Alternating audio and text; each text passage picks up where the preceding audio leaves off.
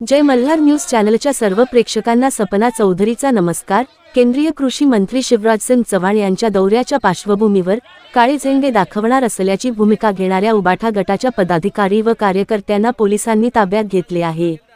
शिवसेना उबाठा गटाचे महानगर प्रमुख पंडित माळी यांनी राज्यातील शेतकऱ्यांच्या कर्जमाफीच्या मुद्द्यावरून केंद्रीय कृषी मंत्री आणि राज्याचे कृषी मंत्री यांना काळे झेंडे दाखवण्याची आणि आंदोलनाची भूमिका घेतली होती।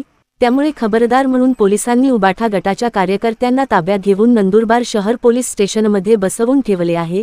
आज केंद्रीय कृषी मंत्री शिवराजसिंग चौहान आज नंदुरबार तालुक्यातील कोळदा येथील कृषी विज्ञान केंद्रातील महिलांसाठीच्या तंत्रज्ञान पार्क आणि कृषक विज्ञान मंडपमचे उद्घाटन करणार आहे।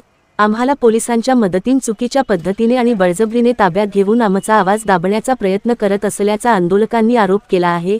या संदर्भात उद्धव बाळासाहेब गटाचे नंदुरबार जिल्हा महानगर प्रमुख पंडित माळी यांनी आपली प्रतिक्रिया व्यक्त केली आहे।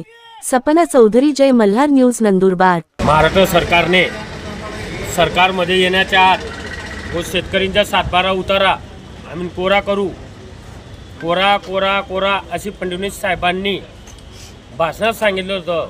तर आता सरकार यायला 6 महिने होऊन गेलेत आणि 2 दिवस पूर्वी आपले जे महाराष्ट्राचे कृषी मंत्री आहेत त्यांनी कर्जमाफीवर अशी प्रश्न केलेले आहेत। तर शेतकरीला कर्ज माफ केलं तर हे साखरपुडे करतात, लग्न करतात आणि शेतकरी कायम कर्जबाजारी दाखवतात। अशा एक महाराष्ट्राच्या कृषी मंत्रींनी आपल्या इथं वक्तव्य केलेलं आहे।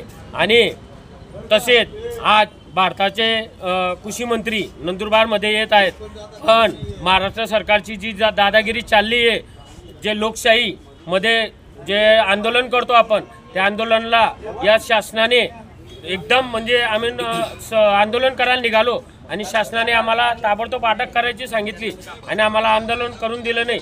याच्यामुळे हे शासन फक्त गोड बोलतं आणि लोकांचे काम करत नाही आणि खूप दादागिरीमध्ये आम्हाला अटक केलेली आहे। आणि याच्यानंतर इथले आमदार खासदार कुठलेही असू द्या, कुठल्याही पक्षाचे असू द्या, शेतकऱ्याला जोपर्यंत न्याय देत नाही आणि कुठलाही आमदार येऊ द्या, कुठलेही उपमुख्यमंत्री येऊ द्या, मुख्यमंत्री येऊ द्या, त्यांना नंदुरबार जिल्ह्यात आम्ही एंट्री देऊ देणार नाही।